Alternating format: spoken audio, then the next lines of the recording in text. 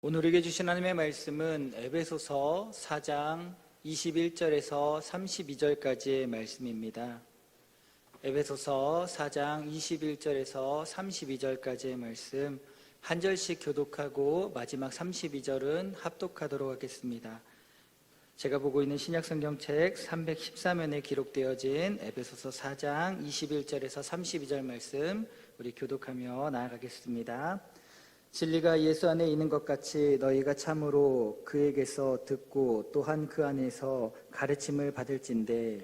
너희는 유혹의 욕심을 따라 썩어져가는 구습을 따르는 옛사람을 벗어버리고 오직 너희의 심령이 새롭게 되어 하나님을 따라 의와 진리의 거룩함으로 지으심을 받은 새 사람을 입으라. 그런즉 거짓을 버리고 각각 그 이웃과 더불어 참된 것을 말하라. 이는 우리가 서로 지체가 됨이라. 분을 내어도 죄를 짓지 말며 해가 지도록 분을 품지 말고 마귀에게 틈을 주지 말라. 도둑질하는 자는 다시 도둑질하지 말고 돌이켜 가난한 자에게 구제할 수 있도록 자기 손으로 수고하여 선한 일을 하라. 무릇 더러운 말은 너희 입 밖에도 내지 말고 오직 덕을 세우는데 소용되는 대로 선한 말을 하여 듣는 자들에게 은혜를 끼치게 하라. 하나님의 성령을 근심하게 하지 말라.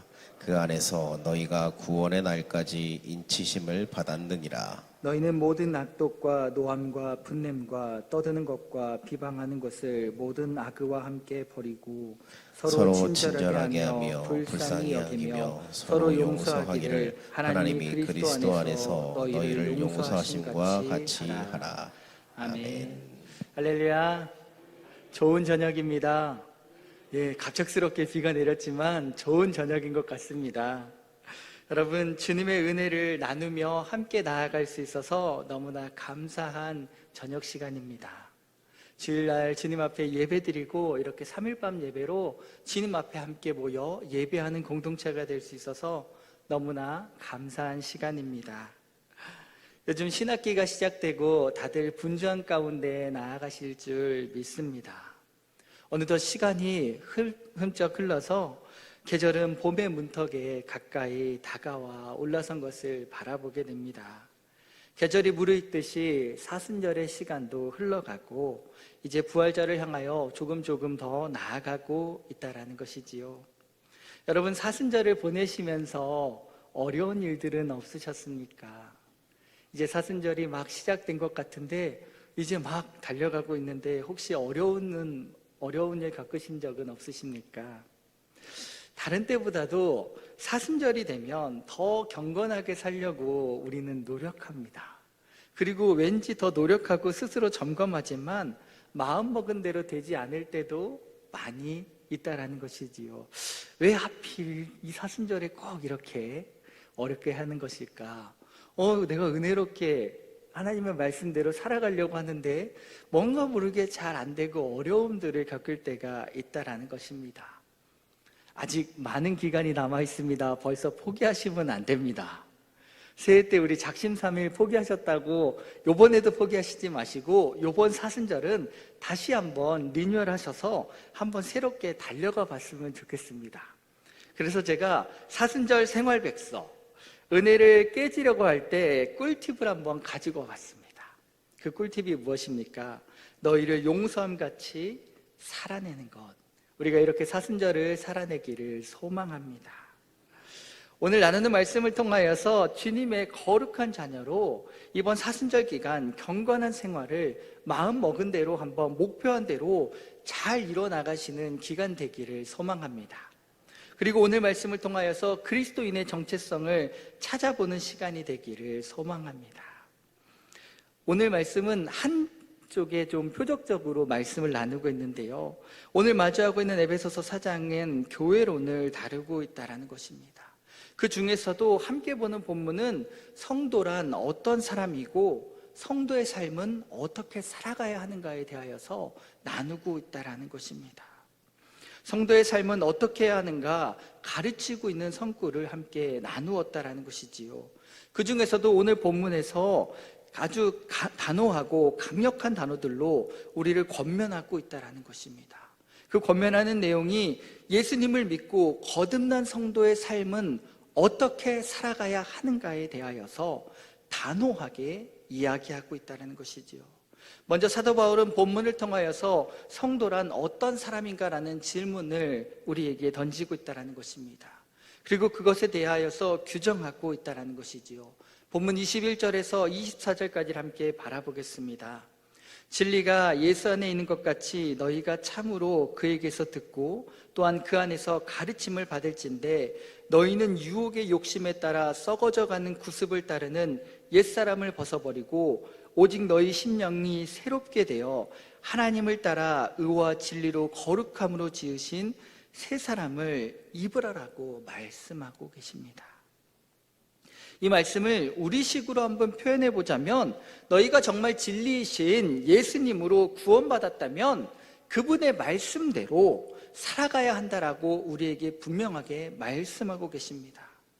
그 구원이 확정됐다라는 것을 알고 있다면 예수님 믿기 전에 거짓으로 겉과 속이 다른 위선적인 삶을 청산해내고 성령의 인도하심에 따라 거룩한 삶을 살아내라라고, 진리와 거룩함으로 새롭게 거듭난 새 사람으로 살아가야 한다라는 뜻으로 오늘 본문을 해석해 볼 수 있다는 것입니다. 그리고 이어지는 말씀에서 새 사람으로 거듭난 우리 성도들이 살아가는 삶에 대하여서 말씀하고 계시는데 25절의 기록을 바라보면 그런즉 거짓을 버리고 그 이웃과 더불어 참된 것을 말하라라고 명령하고 있습니다. 이는 우리가 서로 지체가 됨이라라고 말씀하고 계시지요. 즉 너희가 진짜 새 사람을 입은 거듭난 성도라면, 정말 그렇다면 어떻게 한다라고 우리에게 말하고 있습니까? 거짓된 것을 버리고 참된 것을 말하는 자가 되어야 한다라고 말씀하고 계십니다. 여러분 한번 생각해 보시기 바랍니다. 우리는 모두 다 예수님을 믿는데 예수님을 믿는다라는 것은 무엇을 의미하는 것일까요? 예수님을 믿는 것은 예수님을 의지하여 죄악을 벗어버리고 의로운 삶을 살겠다라고 결단하는 것입니다.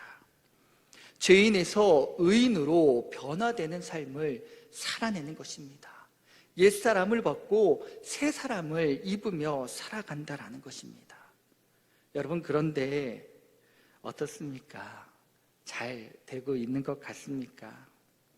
사실 예수님을 믿는 순간부터 우리는 딜레마에 빠지기 시작합니다. 안 그러신 분들도 많으시겠지만 저는 늘 딜레마에 빠집니다. 성령님의 인도하심에 따라 순종하며 참으며 사느냐, 아니면 믿음을 저버리고 다시 세상으로 돌아가느냐, 이 두 가지 생각이 늘 마음속에서 갈등을 일으키고 이 둘 중에 하나를 선택해야 하는 기록 가운데 서게 된다라는 것입니다. 그런데 여러분, 성령의 인도하심에 순종하며 사는 것은 왜 이렇게 힘이 드는 것 같을까요? 나만 손해보는 것 같고 나만 뒤처지는 것 같고, 믿음을 접어지고 세상으로 돌아가는 것은 얼마나 달콤해 보이는지요. 그래서 성경은 우리의 믿음을 좁은 길과 넓은 길로 표현하면서 좁은 길을 향하여 나아가라라고 말씀하고 권면한다라는 것입니다. 아무리 선하고 의로운 삶을 살아내려 한다 할지라도 결심하고 또 결심해도 이 결심은 우리의 연약함 때문에 얼마 가지 못해 무너지고 만다라는 것이지요. 감독하는 이가 없으면, 바라보는 이가 없으면 한순간 두 갈림길에서 우리는 편한 길, 넓은 길을 선택하고 만다라는 것입니다. 잘 안 됩니다. 우리 뜻대로 우리가 사순절이라고 이 절기를 지키며 나아가면서 거룩하게 경건하게 살아가기로 결단하지만 잘 이루지 못한다라는 것입니다. 그래서 우리에게 이러한 실체를 잘 아시는 예수님께서 우리의 연약함을 도우시도록 보내신 분이 있는데 그분이 바로 성령님이라는 것이지요. 우리가 예수님을 믿고 그 뜻대로 살아가기로 결심하면 이 진리의 영이신 성령께서 우리 안에 들어와 계셔서 우리의 마음을 새롭게 하신다라는 겁니다. 거짓을 버리고 참된 것을 말하도록 강력하게 이끄신다라는 것입니다. 누구든지 진정으로 예수님을 믿는 자라면 자기가 당연한 거짓을 버리고 참된 것을 말하게 된다라는 것입니다. 여러분, 그런데 혹시 아직도 지속적으로 거짓말을 하고 거짓의 유혹을 받고 있지는 않으십니까? 성도라고 스스로 말하면서 삶의 많은 부분에서 아직까지도 겉과 속이 다른 삶을 살고 있지는 않으십니까? 혹시 그런 분이 있다면 우리 솔직하게 손 한번 들어봅시다. 손 한번 들어보세요. 자, 눈 다 감으시고 우리 옆 사람 보지 마시고 손 한번 들어봐 주십시오. 예, 감사합니다. 예, 위에도 몇 분, 감사합니다. 몇 분 계십니다. 손 안 든 사람 제가 다 봤습니다. 어디서 거짓말 하는 거 걸리기만 하십시오. 제가 다 봐놨습니다, 여러분. 손 드신 분도 봐놨습니다. 세상에. 저뿐만 아니어서 다행인 것 같습니다, 여러분. 나는 구제불능일까? 우린 구제불능일까? 분명히 내가 그리스도를 믿음으로 새 사람을 입었는데 주님의 자녀라고 그렇게 생각하고 살아가는데 성령님의 인치심을, 성령님의 일하심을 우린 그렇게 경험하면서 살아가는데 왜 이렇게 나는, 우리 성도님들 이야기가 아닙니다. 제 이야기입니다.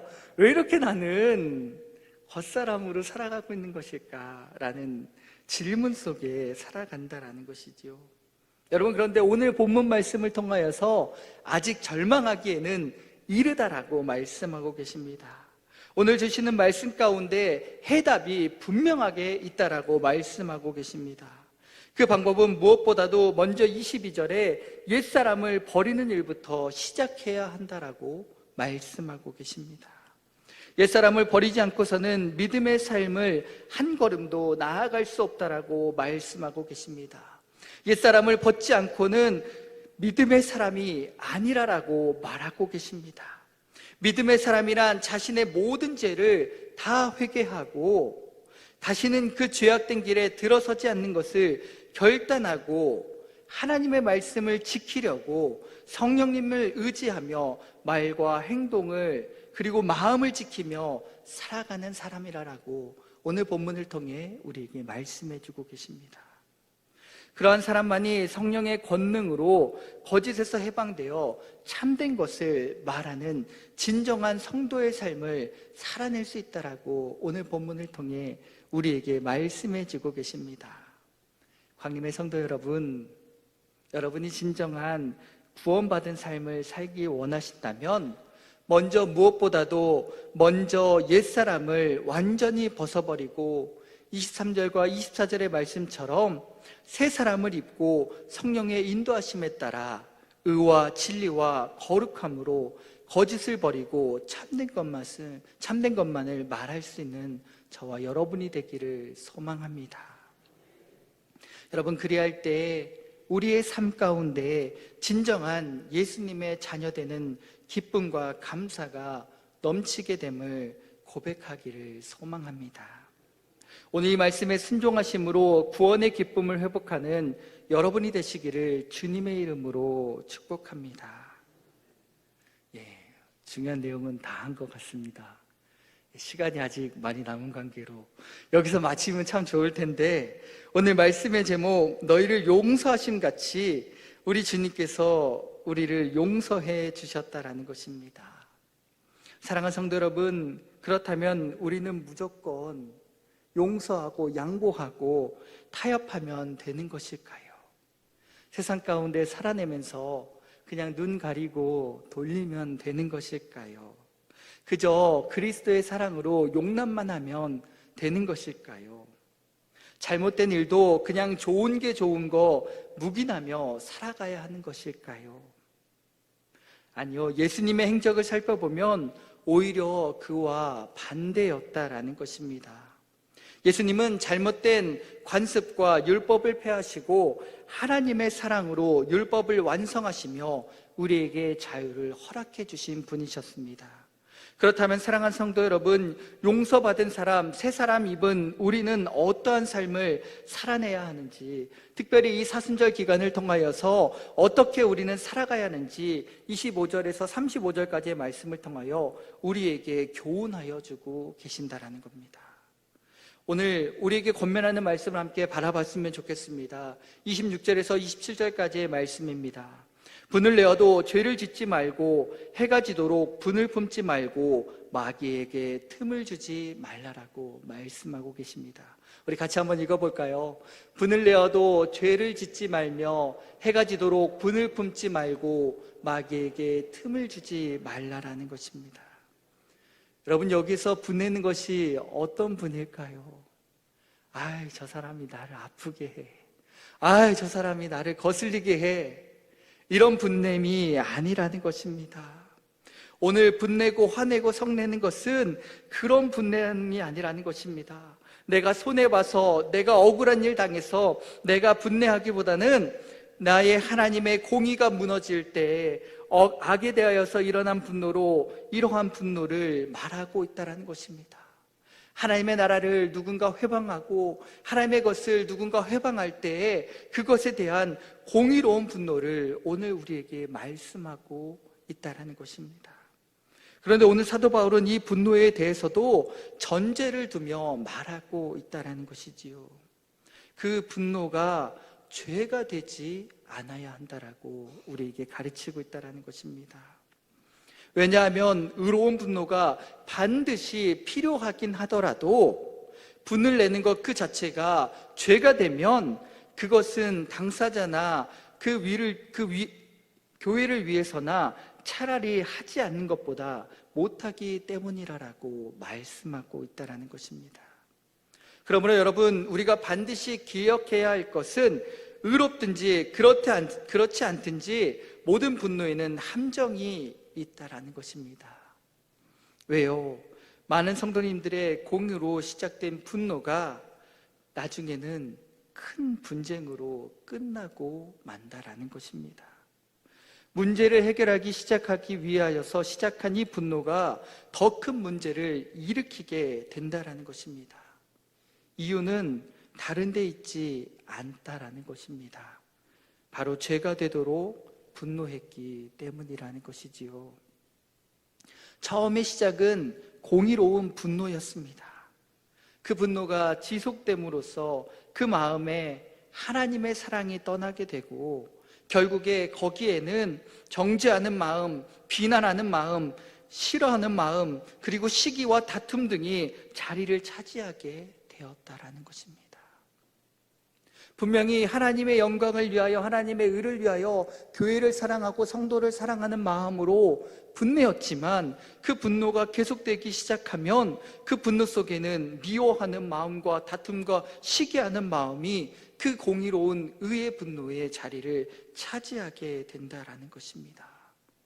여러분, 그렇다고 분내는 것을 포기하라고 말하는 것이 아닙니다. 의로운 분노는 반드시 필요하다라는 것입니다. 개인과 교회에 유익을 주는 것이지만 그러한 분노도 조심스럽게 발휘해야 한다라고 말하고 있다라는 것이지요. 사랑하는 성도 여러분, 살아내고 살려내기 위해 의로운 분노도 필요하다라는 것입니다. 그러나 그 분노가 죄 짓는 분노가 아니라 하나님의 의를 위한 조심스러운 분노로 조심스럽게 발휘할 수 있는 저와 여러분이 되기를 소망합니다. 반드시 깊은 자기의 성찰과 성도와 교회를 향한 진정한 사랑의 마음에서 비롯될 수 있는 분노를 낼 수 있는 저와 여러분이 되기를 소망합니다. 그렇게 바르게 살아낼 수 있는 저와 여러분이 되기를 소망합니다. 여러분, 그렇게 되지 않을 때 어떻게 된다라고 말씀이 우리에게 가르쳐주고 있습니까? 죄가 틈탄다라고 말하였죠. 그래서 죄가 틈타지 않는 방법이 있다라고 오늘 우리에게 말씀해주고 있습니다. 언제든지 마귀가 틈타서 분노와 분쟁의 씨앗을 만들어버리는데 이것을 정의롭게 분내는 방법이 있다라는 것입니다. 이 일을 가장 작은 시작할 수 있는 단위인 사회인 가정에서부터 시작해 보는 것입니다. 저희 화면에 뭐라고 나와 있습니까? 부모님, 주님, 우리 부부싸움은 우리가 알아서 할게요. 너무 재밌어서 제가 가지고 왔는데요. 여러분, 부부싸움 해지기 전에 끝내는 겁니다. 여보, 당신 나 화나게 했어. 이게 오늘이 끝나고 내일까지 가는 것이 아니라 오늘 밤 안에 끝내는 겁니다. 믿음 안에서 분노하고 다음날까지 가는 거 있기 없기? 없기. 자, 저랑 약속. 자, 혹시 오늘 싸우실 분들 있으면 시간이 짧습니다. 12시 전에 풀기. 자, 약속. 자, 약속 도장. 자, 우리 부부만 이렇게 하는 것이 아니라, 우리 부부만 그렇게 하는 게 아니라 우리 주위에 있는 모든 사람들과 다툼이 있을 때, 분쟁이 있을 때 그것을 하루를 넘기는 것이 아니라 그날의 일로 해결하고 그 다음날 만날 적에는 새로운 마음으로 주님의 사랑으로 만나기를 소망합니다. 사랑하는 성도 여러분, 내 들보를 점검해 보기를 소망합니다. 다른 사람들의 티를, 흠집을 바라보며 그것을 지적하는 것이 아니라 하나님 사랑으로 절제하는 거룩한 분노를 행하는 저와 여러분이 되기를 소망합니다. 여러분, 주님이 우리를 용납해 주셨습니다. 주님이 나를 용서해 주셨습니다. 날마다 이 용서하심과 이 용납하심을 기억하며 나아가실 수 있는 저와 여러분 되기를 소망합니다. 셋째로 30절에 하나님의 성령을 근심하게 하지 말라라고 말씀하고 계십니다. 그 안에서 너희가 구원의 날까지 인치심을 받으라라고 우리에게 말씀하고 계십니다. 여기서 성령을 근심하게 한다는 것은 우리 성도들이 하나님 말씀대로 살지 않음을 성령께서 슬퍼하시고 고통당해 하심을 뜻하고 있다는 것입니다. 우리가 하나님의 말씀대로 살지 않으면 성령님은 우리와 함께 하실 수 없다라고 말씀하고 계십니다. 왜요? 성령님은 죄와 함께 하실 수 없는 거룩하신 분이기 때문이라는 것입니다. 여러분, 우리가 예수님을 믿음으로써 구원이 확정되었지만 그러나 아직 완전히 이루어진 것은 아니라라고 말하고 있습니다. 그러하기에 우리는 이 확정된 구원을 하나님의 나라에 가는 그날까지 성령님의 인도하심에 순종하며 지켜나가야 한다라고 우리에게 교훈하고 있다는 것입니다. 그래서 사도 바울은 이어지는 31절과 32절 말씀을 통하여 이러한 성령님의 내재하심이 구원의 날까지 유지하기 위해 우리의 삶이 어떠해야 하는지를 말씀해 주고 있다는 것입니다. 우리 함께 바라보도록 하겠습니다. 읽겠습니다. 너희는 모든 악독과 노함과 분냄과 떠드는 것과 비방하는 모든 것을 악의와 함께 버리고 서로 친절하게 하며 불행히 여기며 서로 용서하기를 하나님이 그리스도 안에서 너희에게 용서하심과 같이 하라라고 말씀하고 계십니다. 그런데 여러분, 악독과 노함과 분냄과 떠드는 것과 비방하는 것 등의 모든 악이 주로 어느 때에 생깁니까? 모두 다 내가 상처 입었을 때 생기는 것들이라는 것이지요. 아무리 내가 선하려고 살려고 마음을 먹을지라도 다른 사람으로부터 상처받고 나면 사람은 나쁜 마음을 품기 마련이라는 것입니다. 오히려 바르게 선하게 살려고 노력이 크면 클수록 사실 받는 상처도 더 크다라는 것입니다. 상처를 통해 마음 먹는 이 악심이 크기도 더 커지게 된다라는 것입니다. 아니, 내가 얼마나 사랑해서 이 말을 했는데, 내가 얼마나 더 생각해서 이렇게 조심스럽게 말하였는데, 아유, 이제 안 볼 거야. 미워하는 마음이 생기기도 한다라는 것입니다. 그런데 사도 바울은 오늘 말씀을 통하여서 비록 자기에게 상처 입히는 원수 같은 사람일지라도 그를 미워하거나 그에게 악심을 품어서는 안 된다라고 말하고 있다라는 것이지요. 그냥 거기서 멈추는 것이 아니라 오히려 적극적으로 그를 용서하고 인자하게 대하고 불쌍히 여기는 마음을 가지라라고 우리에게 권면하고 있다라는 것입니다. 하지만 어떻습니까, 여러분? 우리가 그렇게 할 수 있을까요? 여러분, 우리가 예수님처럼 그렇게 성자일까요? 어떻게 우리가 그렇게 상처 입히는 그 사람에게 대하여서 악을 품지 않고 오히려 적극적으로 용서하고 인자하게 대하며 불쌍히 여길 수 있을까요? 혹시 하실 수 있으신 분 손 한번 들어서 표시해 주시면은 제가 그분께 가서 한번 배워보도록 하겠습니다. 나를 아프게 하는 사람, 내 자존심에 스크래치 낸 사람, 내 마음을 호흡하는 그 사람 용서하실 수 있는 능력이 있으신 분, 불쌍히 여길 수 있는 능력이 있으신 분, 여러분, 우리 힘으로는 도저히 불가능하다라는 것입니다. 우리의 본성으로는 도저히 할 수 없는 일이라는 것입니다. 그래서 본문에서 제시하는 것이 무엇입니까? 하나님이 그리스도 안에서 너희를 용서하심 같이 하라라고 말씀하고 계십니다. 바로 하나님의 용서를 생각하라는 것입니다. 이것이 바로 비결이라고 말씀하고 계십니다. 우리의 힘으로는 도저히 우리에게 상처 입힌 사람을 용서할 수 없다라는 것입니다. 하지만 하나님으로부터 용서를 받은 것을 생각해 보시기 바라라는 것입니다. 하나님의 용서에는 제한이 없다라는 것입니다. 하나님께서는 우리의 과거와 현재와 미래의 모든 죄악을 용서해 주셨습니다. 아무리 큰 죄라 할지라도 용서해 주셨다라는 것입니다. 그러나 그 용서가 그냥 해주신 용서셨습니까? 아니라는 것입니다. 로마서 5장 8절을 보면 성경은 이렇게 기록하고 있습니다. 우리가 아직 죄인 되었을 때 그리스도께서 우리를 위하여 죽으심으로 하나님께서 우리에 대한 자기의 사랑을 확증하셨다라고 말씀하고 계십니다. 하나님께서는 우리를 거저 용서해 주신 것이 아닙니다. 우리의 죄에 대한 모든 형벌과 저주를 독생자 예수님께서 받으심으로 용서하여 주셨다라는 것입니다. 여러분, 이 사실을 기억한다면, 이것을 잊지 않고 가슴 깊이 새기며 각인하며 살아간다면, 아무리 우리에게 상처 준 사람이라도, 원수 입힌 사람이라도 할지라도 우리는 그를 미워할 수 없다라는 것입니다. 내가 예수님으로 용서받았습니다.